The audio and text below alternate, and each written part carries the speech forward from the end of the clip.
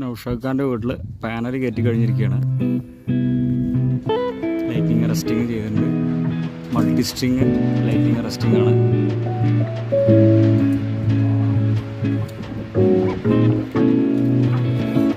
ലാഡറൊക്കെ അടിച്ചിട്ടുണ്ട്.